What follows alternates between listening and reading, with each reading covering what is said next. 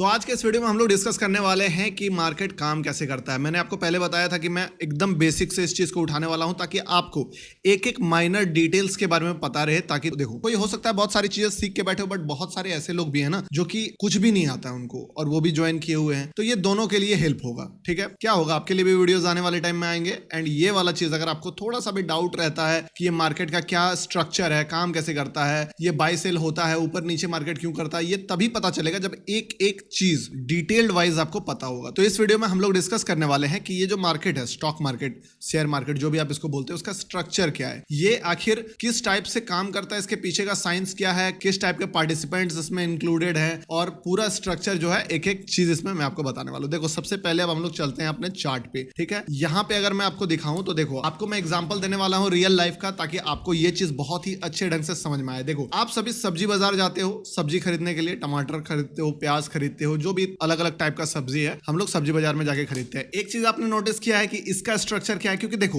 बाजार चाहे सब्जी बाजार हो, मछली बाजार हो, चाहे हो आपका स्टॉक मार्केट का बाजार, बाजार बाजार होता है, इसको भी हम लोग बाजार ही कहते हैं। ठीक है, मार्केट। तो हर मार्केट का एक टाइप का स्ट्रक्चर होता है। अगर आप मार्केट का स्ट्रक्चर समझना चाहते हो तो डायरेक्टली स्टॉक मार्केट का स्ट्रक्चर अगर समझाऊंगा तो बेबी आपको थोड़ा सा कंफ्यूजन, डाउट, या फिर कुछ ऐसे वर्ड्स जो कि आप पहले कभी नहीं सुने हो, ये चीजें कंफ्यूज कर सकती है। लेकिन अगर हम लोग रियल लाइफ वाला बाजार को देखें, जो कि सब्जी वाला बाजार होता है, वो कैसे काम करता है। एक फार्मर होता है, आप भी जानते हो, और एक कंज्यूमर होता है। ये दो चीजें मेन जो असलियत में काम हो रहा है। बट इसके पीछे आप देखो, एक फार्मर जो है वो अपने खेत में मान लो 100 क्विंटल टमाटर उन्होंने उगाया। अब अगर बाजार ना हो तो वो ये टमाटर कैसे बेचेगा, बताओ। मान लो आप एक कंज्यूमर हो, आपको भी टमाटर चाहिए, ठीक है, और वो एक फार्मर है, उनको टमाटर बेचना है, दोनों को अपना काम निकालना है। बट मान लो आपको 500 ग्राम टमाटर चाहिए, आप सीधे जाते हो उस किसान के खेत में, जो आपके घर से 21 किलोमीटर मान लो दूर में है। एक खेत आपने पता भी लगा लिया। हो सकता है बहुत सारे ऐसे जगह पे भी लोग हैं जहां से टमाटर का खेती मान लो 100 किलोमीटर 200 किलोमीटर में भी हो रहा है। बट फिर भी अज्यूम करते हैं, चलो 21 किलोमीटर में टमाटर का खेत वाला किसान आपको मिल गया, जो कि वो उपजा रहा है टमाटर। अब उनके पास जाके आप 500 ग्राम टमाटर कैसे लोगे? आपका भी काम गया, मेहनत गया, सब बेकार, टाइम जो गया लेने में टमाटर। उनको भी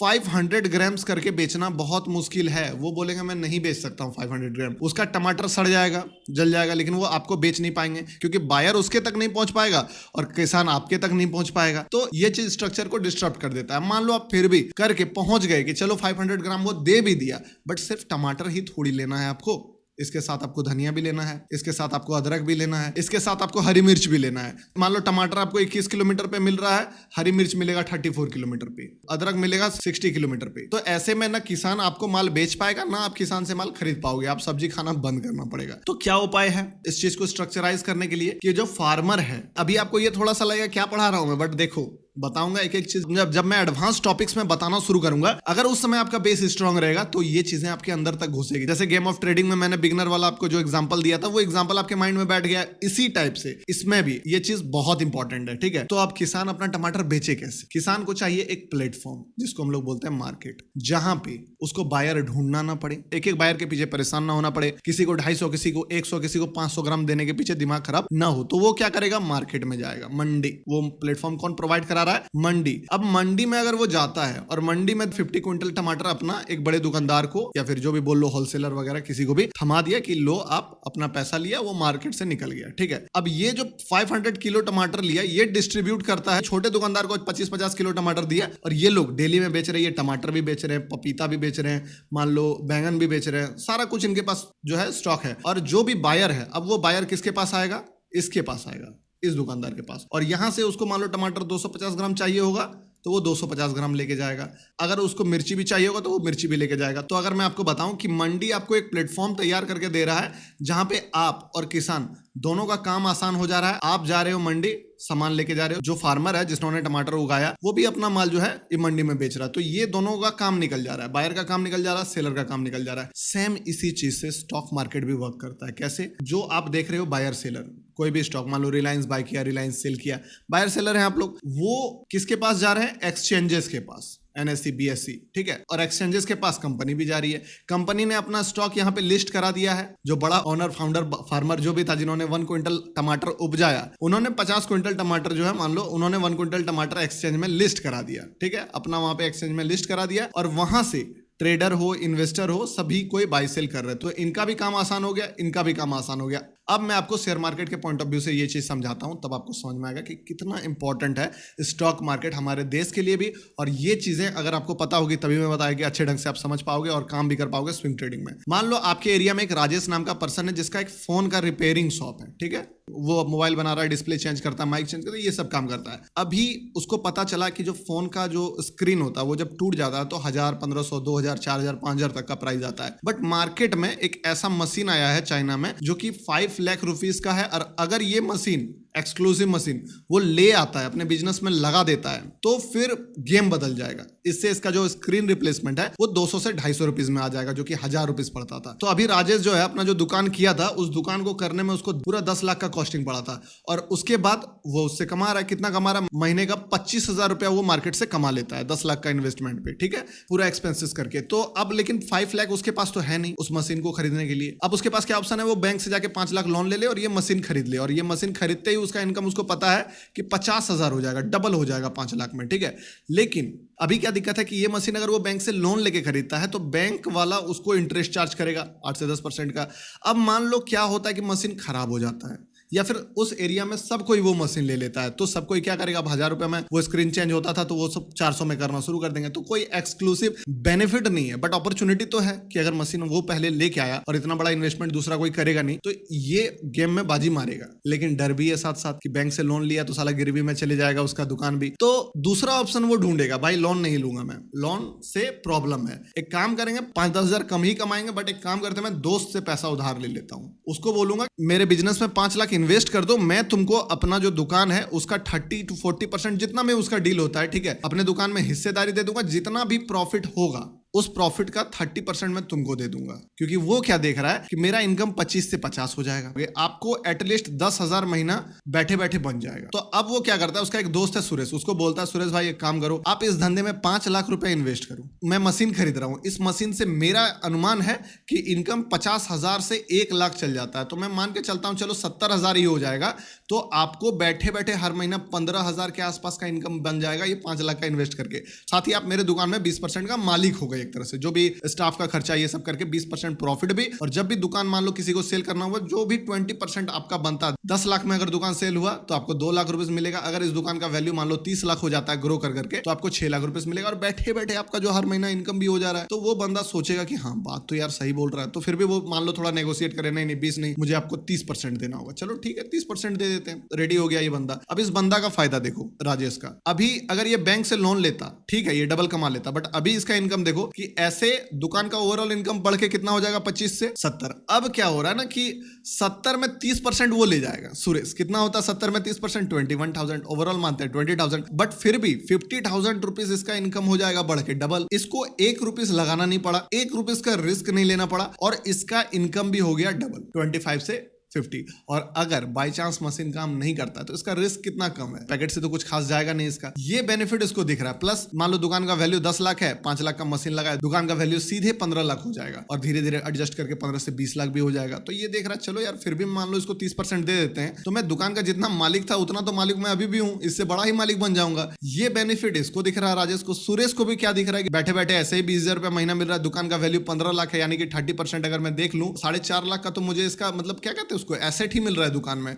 और आने वाला टाइम में अगर दुकान ग्रो करता है, क्योंकि ये मशीन एक्सक्लूसिव इसके पास है, तो हो सकता है ये दुकान का वैल्यू एक दिन 1 CR भी हो जाए, और उस समय जब 1 करोड़ हो जाएगा मेरा 5 लाख का इन्वेस्टमेंट 30 लाख बन जाएगा। तो ये चीज मैं बाद में बताऊंगा आपको कि ये कैसे अपने प्रॉफिट को जो 20,000 30,000 का री इन्वेस्ट करेंगे, डिविडेंड, ये सारा चीज आपको समझ में आएगा, तो बहुत अच्छा से आप इस चीज को कॉन्सेप्ट क्लियर रहेगा। तो दोनों के लिए विन विन सिचुएशन है। इस सिचुएशन में ये लगेगा कि छोड़ो यार बैंक से ले लेते हैं इसी बंदे से, कितना बढ़िया लगा ना सुनने में। अब एक स्टेप और इसके आगे बढ़ते हैं, ठीक है। ये है एक बिजनेसमैन का कहानी। इसका एक कंपनी है ABC लिमिटेड प्राइवेट लिमिटेड। अब ये क्या करता है, इसको भी सेम अपॉर्चुनिटी दिखता है मार्केट में कि अगर मैं 10 करोड़ रुपीस मार्केट में लगा दूं, इसका कंपनी का वैल्यू भी 50 करोड़ है, ठीक है, और ये और 10 करोड़ अगर इन्वेस्ट करके एक ऐसा मतलब कि प्रोडक्ट लॉन्च करते हैं जिसका मान लो मशीनरी है और भी अदर कॉस्टिंग है, मार्केटिंग है, वो सब चीज में इनको दिखता है कि मार्केट बदल रहा है। ये 10 करोड़ इन्वेस्ट करके अगर हम एक नया प्रोडक्ट लॉन्च करते हैं तो ये 10 करोड़ के कारण मेरा इनकम सीधे डबल हो सकता है, और फ्यूचर पॉसिबिलिटी बहुत बड़ा ओपन हो सकता है। अब इसको भी 2 ही ऑप्शन है, पहला क्या कि बैंक से जाए और लोन ले ले, लेकिन वही मॉर्गेज वगैरह सारा कुछ लेना होगा, इंटरेस्ट देना होगा, रिस्क जैसे मैंने बताया कि राजेश का था। अब दूसरा ऑप्शन क्या है? फ्रेंड वाला। अब आप बताओ कि 10 करोड़ का इन्वेस्टमेंट इजीली उसको मिल सकता है क्या? अगर कनेक्शन बहुत अच्छा है तो मिल सकता है, लेकिन इसके लिए उसको क्या होगा, 100 से 150 मिलियनर से उसका कनेक्शन होना चाहिए, उस बंदे का जो बिजनेस ओनर है, तभी वो एक बार में 10 करोड़ का इन्वेस्टमेंट एक आदमी से ले सकता है। तो अब वो क्या करता है, अपने 10-12 फ्रेंड्स को कॉल करता है कि भाई एक काम करो, आपको मैं बहुत बड़ा ताबड़तोड़ अपॉर्चुनिटी बता रहा हूं मार्केट में, 10 करोड़ रुपीस इन्वेस्ट करना है, इनकम भी मंथली बहुत बड़ा हो जाएगा, और अगर ये धंधा काम कर गया, ये वाला स्ट्रेटजी काम कर गया, ये बिजनेस आइडिया चल गया, तो 2 से 3 साल में आपका ये 10 करोड़ एटलीस्ट 50 करोड़ तो बन ही जाएगा। सामने वाला पर्सन सीधे बोलता है, देखो भाई मुझे तुम्हारे बिजनेस में कोई इंटरेस्ट नहीं है, नहीं लगाऊंगा मैं पैसे। वो निराश होकर दूसरे दोस्त के पास जाता है। दूसरा दोस्त बोलता है कि भाई तेरा बिजनेस आइडिया तो बहुत अच्छा है, बट 10 करोड़ मेरे पास है नहीं, है भी तो मैं तेरी कंपनी में 10 करोड़ नहीं लगाना चाहता हूं, मैं चाहता हूं तुम्हारी कंपनी में मैं ज्यादा से ज्यादा 1 करोड़ लगा सकता हूं। एबीसी वाले को कितना चाहिए? 10 करोड़ का चाहिए। देखो शार्क टैंक देख के आप बहुत कुछ सीख गए होंगे, ठीक है। अभी मैं आपको हल्का सा कंफ्यूजन हो सकता है कि आपके कन्वेंशनल वे में थोड़ा माइंड आपका काम नहीं करे, बट मैं आपको पूरा प्रोसेस समझाना चाहता हूं कि ये काम कैसे करता है। आप अपना दिमाग अभी मत लगाओ कि हाँ इक्विटी है 5%, 10%, seed funding, round 1, round 2, round 3, venture capital, ये सब अभी मत सोचो। अभी जो मैं आपको एकदम ठेठ तरीके से सिखा रहा हूं उस चीज को समझो, ठीक है। हम लोग को यही चीज समझना है, उसके बाद वो सारी चीजें जो है वो एडवांस है, वो काम आ ही जाएंगे आपकी, आप ऑलरेडी देखते भी होगे, समझ जाओगे वो चीज, लेकिन बेसिक कॉन्सेप्ट पता होना जरूरी है। देखो ये बोला मैं 1 करोड़ रुपीज लगा सकता हूं, अब 1 करोड़ रुपीज तो इसको चाहिए, 9 करोड़ इस बार वो कहां से लेके आए? वो बोले नहीं नहीं नहीं ऐसा नहीं होगा। दूसरा बंदा बोला मैं 5 करोड़ लगा सकता हूं, बट इसको चाहिए 10 करोड़। तीसरा बंदा बोला भाई मुझे एकदम आपके कंपनी में बहुत ज्यादा इंटरेस्ट है, बट क्या ऐसा पॉसिबल है कि मैं आपके कंपनी में 10 लाख लगाऊं, क्योंकि मुझे लगाना ही लगाना है आपके कंपनी में, बट 10 ही लाख लगा सकता हूं मैं। अब इस चक्कर में ये परेशान कि यार 10 लाख कैसे लूं, मुझे तो 10 करोड़ का नीड है। अब जो 10 करोड़ वाला बंदा है, जो 10 करोड़ लगाना, उसको कंपनी ही पसंद नहीं आ रहा है, और जिसको कंपनी बहुत ज्यादा पसंद आ रहा है वो उसके पास 10 ही लाख है, 5 करोड़ है। अब इस टाइप से बहुत सारे कुछ बंदे मिले जो बोल रहे कि मैं ऐसा कोई तरीका है कि 1 लाख लगाऊं, कोई बोल रहा है मैं 50,000 लगाना चाहता हूं आपके कंपनी में। इस चक्कर में ये कंपनी को प्रॉब्लम आता है कि ये ना मार्केट से पैसा उठा पाते, क्योंकि जितना इनको चाहिए उतना कोई एक पर्सन दे नहीं रहा है, और दूसरा कि जितना जो लेना चाहते हैं उनको ये दे नहीं सकते हैं परसेंटेज। इस सिचुएशन में एक आइडिया इसके माइंड में आता है एबीसी कंपनी वाले के कि एक काम करते हैं, अपना मैं कितना स्टेक बेचना चाहता हूं, तो वो है 20%, ठीक है। 20% हिस्सेदारी बेचना चाहता हूं, 50 करोड़ का कंपनी है, ये 20-10 करोड़ आ जाएगा तो 60 करोड़ का कंपनी हो जाएगा। तो एक काम करते हैं, ये 20% हिस्सेदारी के लिए मैं अब डायरेक्टली कोई पर्सन से ना मिलके 10 CR के फंड के लिए वो क्या काम करता है कि वो 1,000 रुपीज का 1 लाख वो छोटे छोटे पार्टिकल्स बनाता है, शेयर बनाता है कि जो भी लेना चाहे एक शेयर 1,000 का है। अब इसको वो क्या करता है, जो भी जितना शेयर लेना चाहे वो उतना शेयर उससे 1,000 का एक क्वांटिटी है वो ले सकता है। अब देखो वही दिक्कत हो गया कि अब इसके पास टुकड़ा तो ये कर लिया, बट बेचने पर्सनली किसको जाए? ये चाहे तो 4 आदमी को बेच सकता है। इसके पास अगर 1 क्विंटल टमाटर है और 4 कस्टमर मान लो 25-25 किलो खरीदने आया, तब तो ये बेच सकता है। अब 1-1 किलो का वो क्वांटिटी बना दे, इक्विटी बना दे, फिर भी उसका सारा समय लग जाएगा बेचने और मैनेज करने में। अब ये जाता है किसके पास?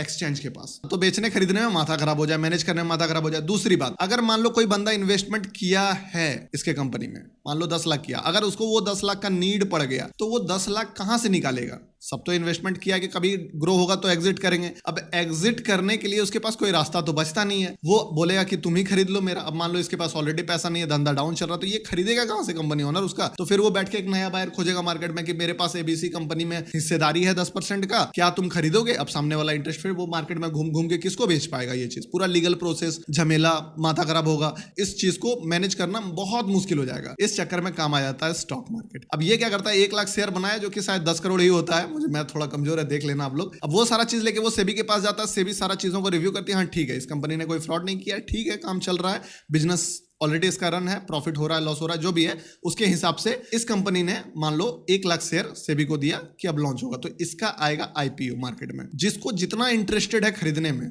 वो उतना खरीद सकते हैं। अब क्या है कि अब जिस बंदे को 5 करोड़ का चाहिए तो वो 5 करोड़ का खरीद सकता है, जिसको 1 करोड़ का चाहिए था वो 1 करोड़ का भी खरीद सकता है, जिसको 5 लाख का चाहिए था वो 5 लाख का भी खरीद सकता है, 1 लाख वाला भी खरीद सकता है, और जितना मतलब जिसको चाहिए वो उतना खरीद सकता है। अब इसके बाद हम लोग एक स्टेप और आगे बढ़ेंगे जिसमें डिमांड सप्लाई है, प्राइसेस कैसे इंक्रीज डिक्रीज होगा। अभी फिलहाल ये समझो कि अब क्या हुआ, सारे प्रॉब्लम बायर का सॉल्व हो गया। बायर को जितना जिसको खरीदना था 5 करोड़, 1 करोड़, 1 लाख, 10 लाख, सारे लोगों ने खरीद लिया। इनको पूरा का पूरा 10 करोड़ रुपीस जो है बिजनेस करने के लिए मिल गया। ये बेनिफिट हो जाता है स्टॉक मार्केट का होने का, ठीक है। लेकिन अब इसका प्राइस भी ऊपर नीचे कैसे होता है वो भी जानना जरूरी है, वो भी बताएंगे, आपको टेंशन नहीं लेना है। अब यहां से एक चीज और बेनिफिट मिलता है मार्केट का कि अगर कोई बंदा, मान लो बिजनेस इसका अच्छा चल रहा है, इनका इनकम बढ़ रहा है, बहुत इनकम बढ़ रहा है, तो दूसरा बंदा भी बोलेगा कि हमको भी इस कंपनी में इन्वेस्ट करना है, मुझे भी एबीसी का शेयर दो, 1000 का शेयर। तो सामने वाला क्या बोलेगा, देखो सबको ही खरीदा है 1000 का शेयर, किस पर्सपेक्टिव से खरीदा है। ऐसे ही ये मांगा दोस्ती के लिए थोड़ी दे दिया कि लो भैया तुमको 1000 का नीड था, तुम ले लो 1000, बाद में जब तुम्हारा हो लौटा देना। नहीं, सबका अपना एक इंटेंशन है, लालच है, कंपनी अच्छा है, साल भर में मेरा 1000 2000 बन जाएगा, लेकिन वो तो साल भर में बनेगा। अब अगला बंदा भी यही देख रहा है जो नहीं ले पाया, बाद में जिसको कंपनी के बारे में पता चला कि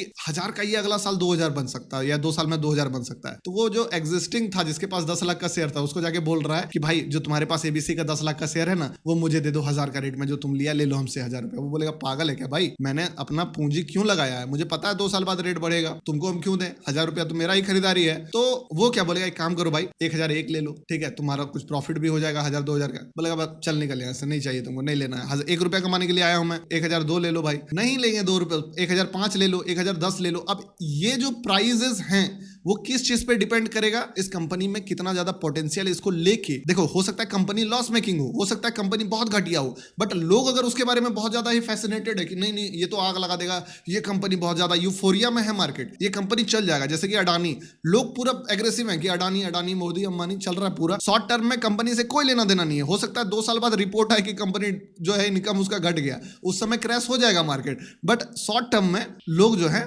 वो क्या देखते हैं कि यार मैं नहीं खरीद पाया, तो सब कोई उसको ऑफर देना शुरू कर देंगे जो कि ऑलरेडी बायर हैं कि आप 1010 ले लो, 1020 ले लो। ये करते करते मान लो कोई बंदा 1100 ऑफर किया, 1100 ले लो आप और ये कंपनी का शेयर मुझे दे दो, तो वो क्या देखा कि चलो भाई ठीक है 10% का प्रॉफिट हो रहा है, लो भाई 1100 ले लो तुम। अब एक बात बताओ, ये जो 1100 में जो बंदा लिया है, इस चीज को डीपली डिस्कस करेंगे, बट इस चीज को भी डीपली डिस्कस करेंगे डिमांड सप्लाई का, बट एक बेसिक कॉन्सेप्ट आपको मिल जा रहा है ताकि समझ में आए। ये सारा आइडिया के साथ आप देखोगे ना तो आपको कंप्लीट पिक्चर दिखेगा। तो 1100 में जो बंदा खरीद रहा है मार्केट में एबीसी का शेयर, वो क्या देख रहा है कि भाई कमाना है मुझे भी, 1100 से 2000 का रेट में बेचेंगे। अब अगर कंपनी में अभी भी लोग बुलिश हैं, यूफोरिया में मार्केट चल रहा है, वो क्या बोलेंगे, भाई 1120 ले लो हमको दे दो। वो बोलेगा नहीं 1100 में मैंने खरीदा है, 1130 ले लो, 1140 ले लो, 1150 ले लो। ऐसे ही प्राइसेस जो है कंपनी के इंक्रीज होते हैं। और वैसे ही अगर कंपनी खराब है, ठीक है, कंपनी का कुछ खराब न्यूज है या फिर उसको लेके लोगों को लग रहा है कि ये नहीं ये तो ऑलरेडी 1000 में बहुत महंगा है, ये तो कंपनी बेवकूफ बनाया, इतना रेट इसका नहीं होना था, तो यही चीज होगा कि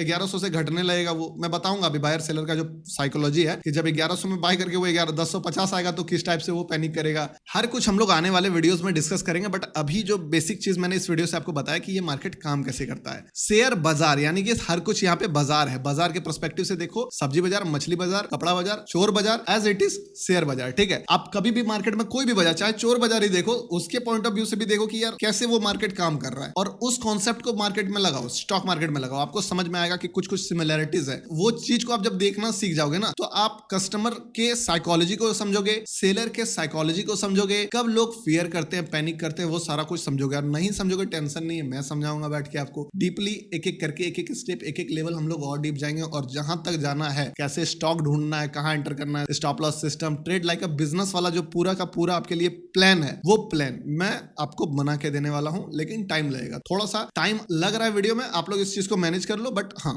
जब आएगा वीडियो धमाकेदार आएगा, बहुत ही वैल्यूएबल कंटेंट मिलेगा आपको। तब तक के लिए इस वीडियो को देखिए, कोई डाउट रह जाए, कुछ भी हो तो आप मैसेज में मुझसे चैट में पूछ सकते हो। मिलते हैं नेक्स्ट वीडियो में।